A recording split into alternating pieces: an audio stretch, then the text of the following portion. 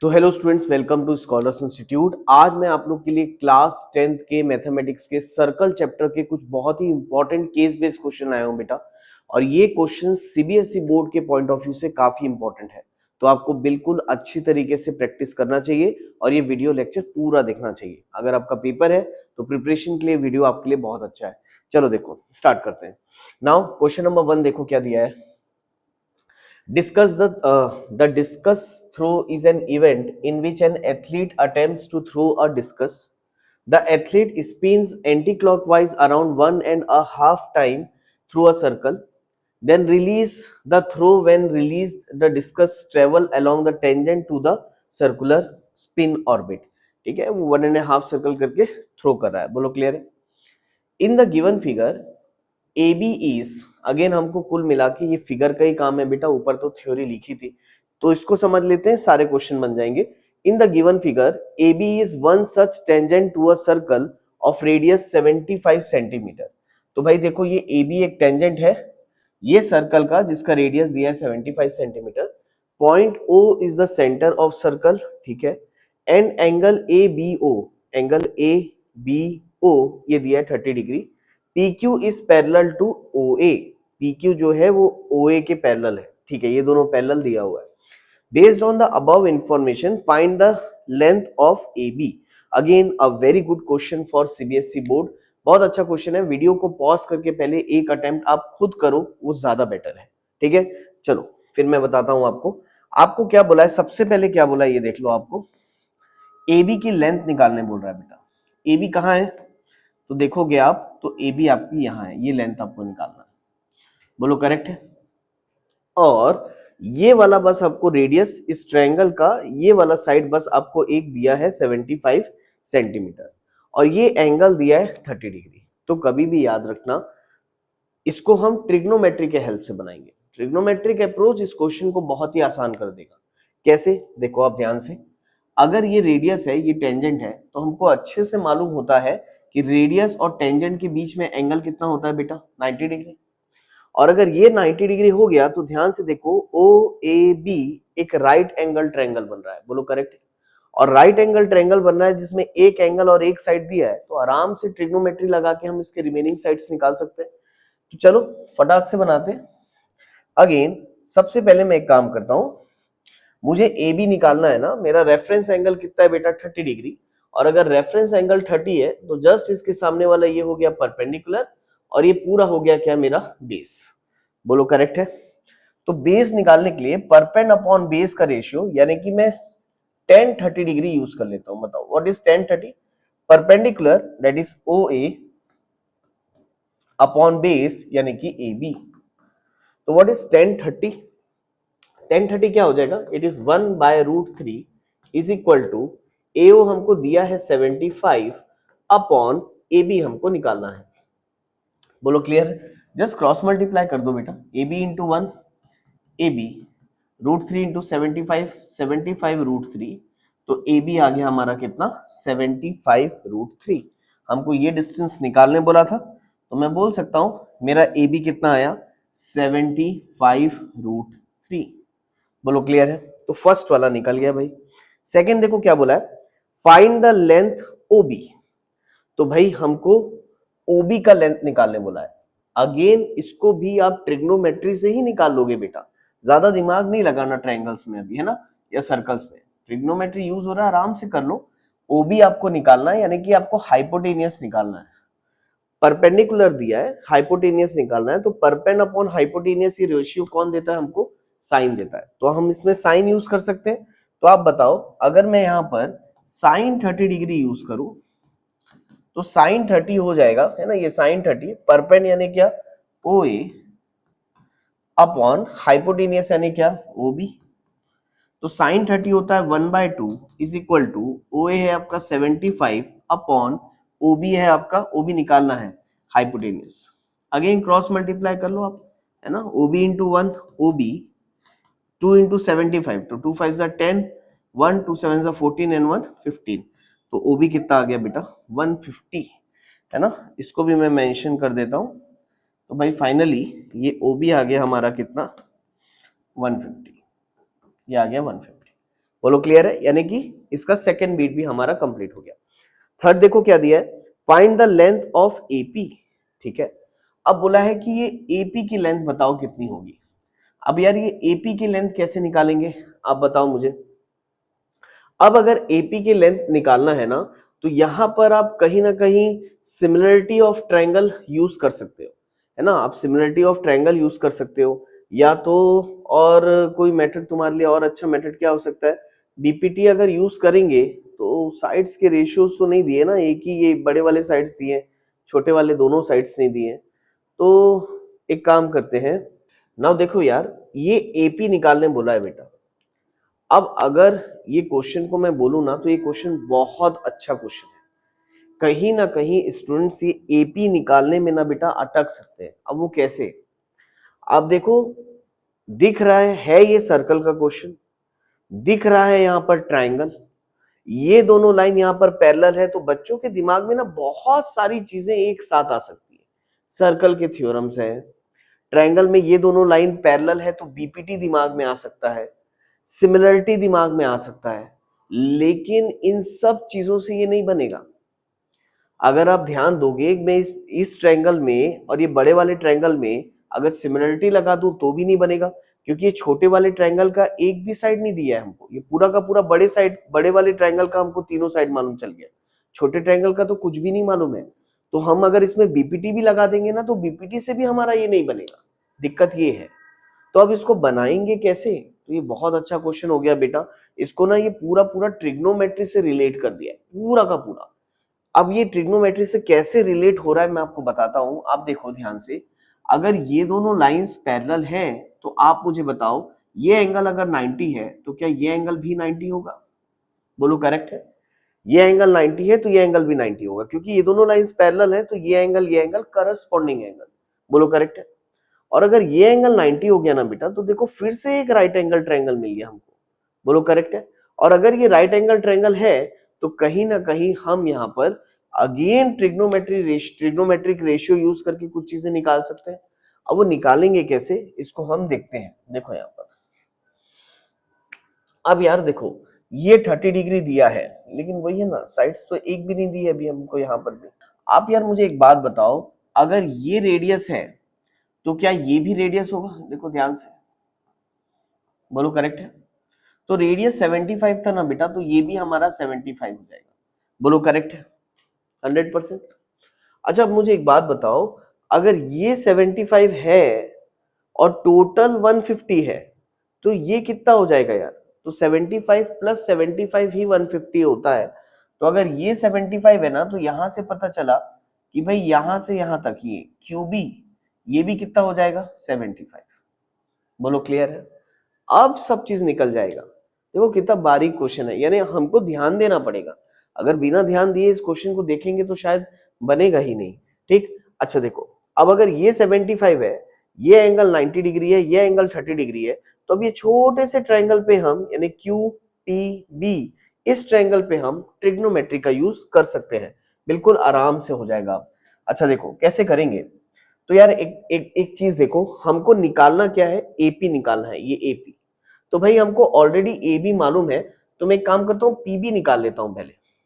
तो अगर reference angle 30 है, तो ये हो गया परपेंड, ये हो गया बेस, और ये हो गया मेरा क्या, हाइपोटेनियस। अब ध्यान से देखो, बेस निकालना है, हाइपोटेनियस दिया है, तो बेस अपॉन हाइपोटेनियस का मतलब मुझे cos 30 डिग्री यूज करना चाहिए। और अगर cos 30 यूज करूंगा मैं, तो क्या हो जाएगा बेटा, बेस क्या है पीबी अपॉन हाइपोटेनियस क्या है क्यूबी, तो पीबी अपॉन क्यूबी। तो cos 30 कितना हो जाएगा, √3/2 इज इक्वल टू पीबी कितना है, पीबी पीबी है, अपॉन क्यूबी कितना है 75 डिग्री। बोलो करेक्ट है, क्रॉस मल्टीप्लाई कर दो, 75 को इधर ले जाके मल्टीप्लाई कर देता हूं, तो √3 इंटू, इसको ऐसे लिख देता हूं, 75√3/2 इज इक्वल टू क्या आ गया, पीबी आ गया, सॉरी पीबी आ गया। ठीक, तो भाई यहां से हमारा पीबी मिल गया, ये पीबी। अब मैं आप लोग से एक चीज पूछ रहा हूं यार, हमको एपी निकालने बोल रहा था, तो क्या मैं बोल सकता हूं बेटा एपी होगा कितना, अगर मैं एबी में से माइनस कर दूं इसको पीबी को, तो क्या एपी आ जाएगा। तो बताओ जरा ए बी कितना था, ए बी था 75√3 माइनस पीबी कितना है, पीबी ये है 75√3 अपॉन 2, तो इसको अपॉन 1 कर देते हैं, टेक एलसीएम, ऊपर नीचे 2 से मल्टीप्लाई कर देता हूँ बेस को सेम करने के लिए, तो 2 इंटू 75 हो जाएगा 150√3 माइनस 75√3 का होल अपॉन 2, और 150√3 माइनस 75√3 क्या बचेगा बेटा, 75√3 अपॉन, बोलो करेक्ट है, ये आ गया आपका क्या, एपी। तो भाई पता चला कि ये अगर 75√3/2 है तो ये भी 75√3/2 है, तभी ये टोटल कितना आया है 75√3। ठीक, होपफुली आपको बिल्कुल अच्छे से समझ में आ गया होगा। तो हमने एपी भी निकाल लिया अपना, ये कितना आ गया 75√3 अपॉन 2, ये भी आ गया था 75√3/2। तो हमारा ये थर्ड बीट हो गया, काफी अच्छा दिमाग लगा इस क्वेश्चन में, अच्छा क्वेश्चन है ये। अच्छा देखो नेक्स्ट क्या दिया, देखो find the length of P Q. अब आपको पी क्यू की लेंथ पूछा है, तो अब पी क्यू की लेंथ निकालना कोई बड़ी बात नहीं, अगर इतना दिमाग लगा लिए हो तो पी क्यू के लिए भी आप आराम से दिमाग लगा ही लोगे। अच्छा बताओ यार, अब बताओ पी क्यू के लिए क्या है, परपेंड मालूम है, हाइपोटेनियस मालूम है, परपेंड अपॉन हाइपोटेनियस यानी साइन 30 यूज कर लेते हैं, तो साइन 30, यहां पर ना बेटा साइन 30 यूज कर लेते हैं। देखो अरे ये क्या हो गया, इसको गायब, पूरा गायब, ये कुछ हैंग हो गया। चलो कोई बात नहीं, हमने ऑलरेडी बहुत कुछ निकाल लिया था, तो डेटा तो कम से कम याद है ना, ये 75 था और हम ये निकाल रहे थे राइट, अभी ये परपेंड था, ये आपका बेस था और ये आपका हाइपोटेनियस था, तो मैं बोल रहा था आपको साइन 30 यूज करते हैं। तो यार देखो यहाँ लगा लेते हैं साइन 30, तो यार बताओ मुझे साइन 30 कितना हो जाएगा बेटा, परपेंड यानी पी क्यू अपॉन हाइपोटेनियस यानी कितना हो जाएगा 75, तो साइन 30 कितना होता है 1/2 is equal to P Q upon 75, 75 को इधर ले जाओगे तो 75/2 is equal to P Q, यानी पी क्यू आ गया आपका 75/2। आप में से कोई सोच रहे होगे कि यार सर एक को भी डेसिमल में नहीं कर रहे, जरूरी नहीं होता है डेसिमल में निकालना, आप फ्रैक्शन में ही छोड़ सकते हो, मैं क्यों इतना मेहनत करूंगा। ठीक है, मुझे पीक्यू बोला था, मैंने पीक्यू भी निकाल दिया। होपफुली ये क्वेश्चन आपको बहुत अच्छे से समझ में आया होगा, बहुत अच्छा क्वेश्चन था। ठीक है, चलो जल्दी से move on to the next question, आगे बढ़ते हैं। प्लीज सी क्वेश्चन नंबर 2 बेटा, देखो तो क्वेश्चन नंबर 2 क्या दिया है, इन अ park 4 poles are standing at position A, B, C and D around the circular fountain, ठीक है, such that the cloth joining the poles AB, BC, CD and DA touches the circular fountain at P, Q, R, ठीक है, ठीक है, now N respect P Q R N S respectively as shown in the figure. ठीक है, ये figure है हमारे पास, आगे देखते हैं क्या दिया है। Based on the above information answer the following question. ठीक है, if O is the centre of the circular fountain, अगर ओ यहां पर कहीं पर सेंटर होगा सर्कुलर फाउंटेन का, then find angle O S A, तो भाई ओ एस ए आपको निकालने बोल रहा है, तो चलो करते हैं। मान लो ये सर्कल का सेंटर है ना, अरे ये यहां पर ना ये सेंटर है ओ सर्कल का, O is the centre of the circular fountain, find कौन सा एंगल बोल रहा है, ओ एस ए, तो भाई ओ एस ए, ये तो ओ एस ए, तो भाई ये एंगल तो डायरेक्ट 90 डिग्री होगा बेटा, क्योंकि अच्छे से मालूम है एक्सटर्नल पॉइंट से निकलने वाली ये दोनों टेंजेंट है और ये रेडियस है, तो रेडियस और टेंजेंट के बीच में एंगल हमेशा कितना रहता है 90 डिग्री, तो पहले का आंसर बिल्कुल लिख सकते हो सीधा 90 डिग्री, लेकिन आप डायरेक्ट नहीं लिखोगे, आप उस एग्जाम में बताओगे है ना, angle between radius and tangents are 90 degree, ऐसे करके आप रीजन लिख के दोगे उनको। तो बेटा ये जो सेकंड क्वेश्चन दिया है ना, देखो सेकंड क्या पूछा है, if AB is equal to AD then write the name of the figure ABCD। तो यार देखो यहाँ पर बोला है कि अगर AB is equal to AD हो जाए तो इस फिगर का नाम क्या होगा, ये आपसे पूछा हुआ है। एक्चुअल में ना यहाँ पर एक थोड़ा सा कंफ्यूजन है, आप एक चीज याद रखना, ये क्वेश्चन एनसीईआरटी से ही आया है। एनसीईआरटी का मेरे ख्याल से अगर आप क्वेश्चन नंबर फर्स्ट एक्सरसाइज का ही सर्कल के क्वेश्चन नंबर 11 देखोगे ना, तो वो बिल्कुल सेम क्वेश्चन है बेटा, यही वाला बिल्कुल सेम डायग्राम। लेकिन उसमें दिया था कि अगर ABCD आपका पैरेललोग्राम है और उसकी अगर एडजेसेंट साइड इक्वल है, यानी कि AB is equal to AD है, तो वो रंबस होगा, ये आप प्रूफ करो। और हमने उसको रंबस प्रूफ किया भी है। बोलो क्लियर है? तो इसका आंसर एक्चुअल में रंबस ही आना चाहिए, क्योंकि AB is equal to AD है तो ये रंबस होना चाहिए। लेकिन एक्चुअल में ना इसमें पैरेललोग्राम मेंशन नहीं है। अब जबकि इसमें पैरेललोग्राम क्वेश्चन में मेंशन करना चाहिए था, लेकिन एज पर अगर मैं इसका एनसीईआरटी इसका आंसर करूं तो इसका जो आंसर आना चाहिए वो आना चाहिए रंबस, है ना। इसका आंसर जो आना चाहिए वो क्या आना चाहिए? रंबस। आप जरूर एक बार टेक्स्ट बुक ओपन करके देखो, आपको मेरी बातें समझ में बिल्कुल अच्छे से आ जाएंगी। अच्छा देखो, थर्ड बीट क्या बोला है? If dr is equal to 7, है ना, dr जो है ये 7 दिया है, ठीक, and AD is equal to 11, AD यहां से यहां तक ये 11 है, ठीक है। Then find the length AP, तो AP निकालने बोल रहा है। बिल्कुल आराम से और इजीली निकाल लेंगे अपन। कैसे निकलेगा? तो यार एक बात बताओ, हमको अच्छे से मालूम होना चाहिए एक्सटर्नल पॉइंट से निकलने वाले दोनों टेंजेंट इक्वल होते हैं, है ना। ये देखो D एक्सटर्नल पॉइंट है और एक्सटर्नल पॉइंट से निकलने वाले दोनों टेंजेंट की लेंथ इक्वल होती है। तो dr अगर 7 है तो ds भी 7 होगा। बोलो क्लियर है? अगर dr 7 है तो ds भी 7 होगा। और ये टोटल 11 है बेटा, तो 11 में से 7 माइनस कर दो, कितना आएगा? 4, है ना। 7 प्लस 3 10 एंड 11 कितना हो गया? ये 4। अब ध्यान से देखो, ए भी एक्सटर्नल पॉइंट है, तो एस अगर 4 है तो एडी भी कितना हो जाएगा? 4, है ना। Length of tangent from the external points are equal, ये 4 है तो ये भी कितना हो जाएगा? 4। तो मैंने बिल्कुल आराम से निकाल दिया। निकालना क्या था हमको? Find the length AP. AP, हाँ, तो एपी निकाल दिया मैंने। एपी की लेंथ कितनी हो जाएगी हमारी? 4। बोलो क्लियर है यहाँ तक? होपफुली अच्छे से समझ में आ गया होगा। नेक्स्ट बोलो, नेक्स्ट देखो क्या दिया है।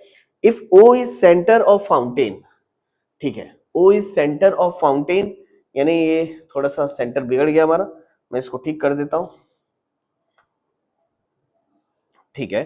ओ अगर फाउंटेन का सेंटर है यहां पर, तो क्या बोला है? If O is centre of fountain with angle Q C R, Q C R mark करें, Q C are.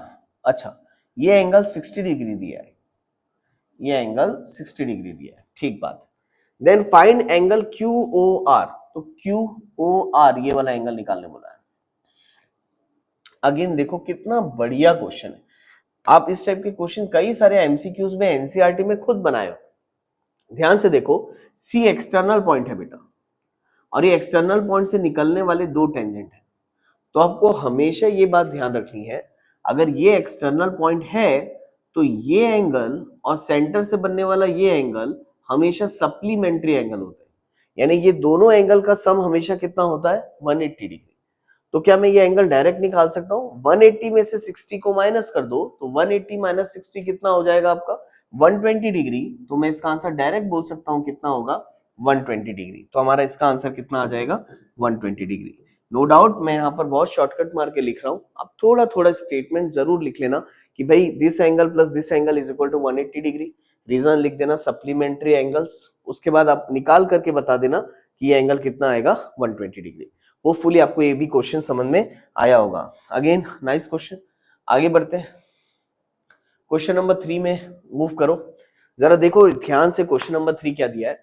A backyard is in the shape of a triangle, ठीक है, with right angle at B, ठीक है, right angle at B ये हमको दिया हुआ है, बी पे 90 डिग्री बना हुआ है, ठीक। A B is equal to 6 metre, मैं पूरा मार्क करते चल रहा हूं साथ ही साथ में ताकि कंफ्यूजन ना हो। ए बी यहां से यहां तक ये 6 मीटर दिया है बेटा, and B C is equal to 8 metre, B C ये 8 metre. A pit was dig inside it such that it touches the walls AC, BC and AB at P, Q, R respectively, ठीक है। ये एक तरीके का गड्ढा खोदा गया है यहाँ पर, जो इसके वॉल्स को बस टच करता हुआ जा रहा है। Such that AP is equal to X metre, ठीक है। AP जो है ये X है ना, यहां से यहां तक AP ये X है। अब यार एक बात बताओ, अगर मैं बोलूं ए मेरा एक एक्सटर्नल पॉइंट है, तो एक्सटर्नल पॉइंट से निकलने वाले दोनों टेंजेंट्स की लेंथ क्या होती है बेटा? इक्वल। तो अगर एपी एक्स है तो क्या ए से लेकर आर तक, ये भी एक्स होगा, है ना, क्योंकि एक्सटर्नल पॉइंट से निकलने वाले दोनों टेंजेंट्स की लेंथ क्या होती है, इक्वल होती है। ठीक है, आगे देखो क्या बोला है, based on the above information answer the following question. पहला बोला है find length of A R. तो भाई आपको ये ए आर यानी ये एक्स की ही वैल्यू शुरू में निकालने बोल रहा है वो, कि भाई आपका एक्स क्या होगा ये बताओ। तो हम बता सकते हैं क्या एक्स क्या होगा, बिल्कुल बता सकते हैं। कैसे बताएंगे इस चीज को, थोड़ा सा देखो, जो चीज दी है ना कहीं वहीं से ही आंसर आता है, हमको उन्हीं चीज को ध्यान से देखना। देखो ये टोटल कितना है बेटा, टोटल 6 मीटर है, और यहां से यहां तक x है। तो यार तुम बताओ ये बी आर कितना हो जाएगा, टोटल 6 है, ये x है, तो क्या बी आर 6 - x हो जाएगा? बोलो करेक्ट है, टोटल 6 है, ये x है, तो ये हो गया 6 - x। अब अगेन b भी एक एक्सटर्नल पॉइंट है, इससे निकलने वाले ये दोनों टेंजेंट की लेंथ इक्वल होगी, ये 6 - x है, तो क्या ये भी 6 - x हो जाएगा, बी क्यू, करेक्ट है। अच्छा, अब अगर ये बी क्यू 6 - x है, तो मुझे एक बात बताओ, क्या आप क्यू सी बता सकते हो कितना होगा? बिल्कुल बता सकते हैं, टोटल 8 है बेटा, है ना, देखो टोटल 8 है, इसमें अगर मैं ये माइनस कर दूं, 6 - x को मैं माइनस कर दूं तो ये आ जाएगा। तो माइनस करो कितना आ जाएगा, 8 - 6 माइनस माइनस प्लस x, तो ये कितना आ जाएगा बताओ, 8 - 6 कितना हो गया, 2 प्लस x, तो ये आ गया मेरा कितना, 2 प्लस x। बोलो क्लियर है, यानी कि QC आ गया 2 प्लस x। अगेन मुझे एक बात बताओ, क्या ये एक्सटर्नल पॉइंट है? और अगर ये एक्सटर्नल पॉइंट है तो CQ और CP, क्या ये दोनों टेंजेंट की लेंथ इक्वल होना चाहिए? ये 2 प्लस एक्स है, तो CP भी कितना हो जाएगा, ये भी कितना हो जाएगा, 2 प्लस एक्स। बोलो क्लियर है यहां तक, है ना, बिल्कुल अच्छे से समझ में आया होगा। यहां पर मैंने डायग्राम को अपना फाइनली कंप्लीट किया। ठीक है, मेरे पास ये 6 मीटर था, ये 8 मीटर था। यार अब मैं आपसे एक जरूरी चीज पूछने वाला हूं, थोड़ा सा ध्यान देना इस बात पे। मुझे एक बात बताओ, अगर ये एंगल 90 डिग्री है बेटा, देखना है ना, ये एंगल अगर 90 डिग्री है, तो क्या ये राइट एंगल ट्रायंगल है? और अगर ये राइट एंगल ट्रायंगल है, तो मुझे आप बताओ, क्या हम इस ट्रायंगल में पाइथागोरस थ्योरम लगा सकते हैं? क्योंकि देखो ये 6 दिया है, ये 8 दिया है, तो वहां से हाइपोटेनियस निकल जाएगा। बोलो करेक्ट है। तो इस राइट एंगल ट्रायंगल में ना मैं पाइथागोरस थ्योरम लगाता हूं, in triangle A B C, A B C triangle में मैं अगर पाइथागोरस थ्योरम लगाऊं, तो हाइपोटेनियस का square is equal to perpend का स्क्वायर प्लस बेस का स्क्वायर।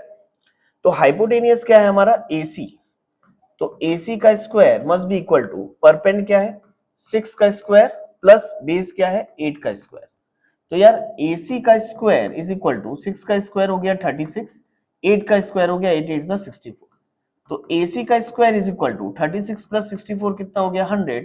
स्क्वायर इधर जाएगा बेटा, तो AC is equal to square root of 100, और स्क्वायर रूट ऑफ 100 कितना होता है, 10।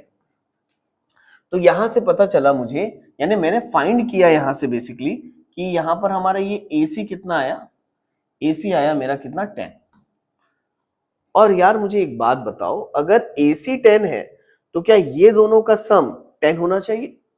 बोलो करेक्ट है। तो ऑफ कोर्स ये दोनों का सम 10 होना चाहिए। तो अब ये दोनों का सम 10 कर देते हैं। चलो मुझे बताओ, यहां बना देता हूं मैं, बताओ क्या होगा, ये x और ये 2 प्लस एक्स, यानी x plus 2 plus X must be equal to कितना होना चाहिए, 10। ये 2 को उधर भगाओ, तो x प्लस एक्स कितना हो गया, 2x is equal to 10 minus 2, तो 2x is equal to 8। Again ये मल्टीप्लाई में इसको डिवाइड करो, तो x इज इक्वल टू 8/2, 2 4 जा 8, तो x इज इक्वल टू कितना आ जाएगा, 4। बोलो क्लियर है। इतनी मेहनत करने के बाद फाइनली मेरा ए आर निकल गया। ए आर एक्चुअल में एक्स था, तो एक्स कितना आ गया बेटा, 4। बोलो क्लियर है। होपफुली आपको बिल्कुल अच्छे से समझ में आया होगा। अच्छा क्वेश्चन है, it's a very good question, board के पॉइंट ऑफ व्यू से बढ़िया क्वेश्चन है। आगे देखो क्या बोला है, the value of B Q. भाई बी क्यू की वैल्यू निकालना है, तो बी क्यू कितना है बेटा, इतनी मेहनत कर लिया ना, अब लगभग देखना सब कुछ निकल जाएगा। बी क्यू कितना है बेटा, 6 - x, तो x आ गया, तो 6 - 4, और 6 - 4 कितना होगा, 2, तो बी क्यू निकल गया कितना, 2। सिंपल। आगे देखो क्या बोला है, find the value of x। तो भाई x की वैल्यू तो ऑलरेडी निकाल लिया मैंने, x की वैल्यू कितनी आई हमारी 4, तो भाई ये x की वैल्यू यहाँ पर आ गई 4, तो दोनों का सेम आंसर हो गया फर्स्ट और थर्ड का। तो कुल मिला के देखो फर्स्ट और थर्ड ये 1 मार्क्स का था, ये 2 मार्क्स का था, तो पूरा क्वेश्चन इतना मेहनत किया मैंने उसके मुझे 3 मार्क्स मिल गए। अब आप मुझे बताओ वर्थ इट है कि नहीं। ऐसा शुरू में हमको लगता है यार 1 मार्क के लिए इतना सॉल्व करा दिया, लेकिन एग्जामिनर भी पेपर सेट करेगा तो उसको मालूम है ना बेटा कि ये बड़ा बनेगा, तो आपको देखो इतना मेहनत करने का 3 मार्क्स मिल जाएगा। ये दोनों बीट आपके बिल्कुल सेम है, ठीक है। लास्ट बीट देख लेते हैं इसका क्या दिया हुआ है। Find the area of triangle ABC, ठीक है। ठीक है, आपको ए बी सी ट्राइंगल का एरिया निकालने बोला है इसके आखिरी बीट में। तो यार तुम मुझे बताओ क्या एबीसी ट्राइंगल का एरिया नहीं निकाल सकते। ये राइट एंगल ट्राइंगल है, हमको बेस मालूम है 8 मीटर, हाइट मालूम है 6 मीटर, ये तो और लड्डू क्वेश्चन हो गया। तो अगर मैं इसका एरिया आपसे पूछूं तो इसका एरिया क्या हो जाएगा, half into base into height, तो it equal to half into base कितना है बेटा 8, हाइट कितना है 6, तो अगेन 2 3 जा 6, तो 3 8 जा 24, तो एरिया आ गया 24 मीटर स्क्वायर। ठीक, होपफुली आपको बिल्कुल अच्छे से समझ में आया होगा। तो यहां पर इस सर्कल चैप्टर का केस बेस हुआ कंप्लीट। मैंने बहुत सिलेक्टेड क्वेश्चंस रखे हैं आपको प्रैक्टिस कराने के लिए, और अगेन इसके एक एक क्वेश्चन यकीन मानो बहुत अच्छे हैं बोर्ड्स की प्रिपरेशन करने के लिए।